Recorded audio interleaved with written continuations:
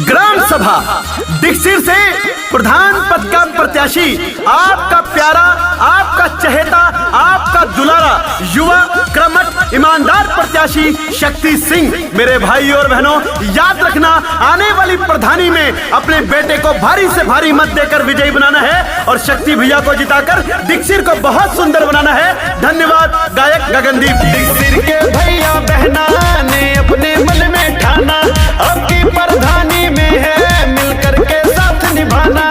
दीक्षित के भैया बहना ने अपने मन में ठाना, आपकी प्रधानी में है मिलकर के साथ निभाना। वादा ये अपना निभा देंगे, शक्ति भैया को जिता देंगे, जबकि मोहरिया लगा देंगे, शक्ति भैया को जिता देंगे। और शक्ति भैया कहते हैं कि काम किया है काम करूंगा, जन जन का सम्मान करूंगा। काम किया है काम करूंगा, झूठा वादा कभी नहीं करूंगा। बुजुर्गों का सम्मान, माँ बहनों का सम्मान, गांव को आगे ले जाना मेरी प्राथमिकता रहेगी। शक्ति सिंह। पिछड़े गरीबों का सहारा बनेंगे, सुख दुख में शक्ति भैया साथ रहेंगे।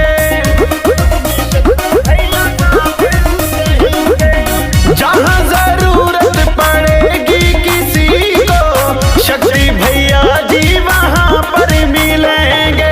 भैया बहना चाचा चाची सबका प्यार मिलेगा, आपकी प्रधानी में भैया सबका भाग जगेगा।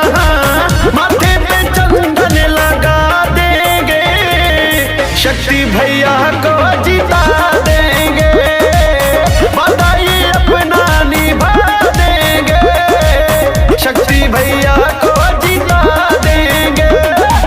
गरीबों को सीने से लगाने वाले, पिछड़ों को प्यार करने वाले, 24 घंटे फोन उठाने वाले, सभी काम करवाने वाले, आपका प्यारा, आपका दुलरुआ शक्ति सिंह। दीक्षित का भाग्य बदलना है, दीक्षित को सुंदर बनाना है, दीक्षित को आगे लेके जाना है, तो केवल और केवल आने वाली प्रधानी में शक्ति सिंह भैया को ही जिताना है। मेरे भाई और बहनों, याद रखें, भारी मत से विजयी बनाए शक्ति सिंह।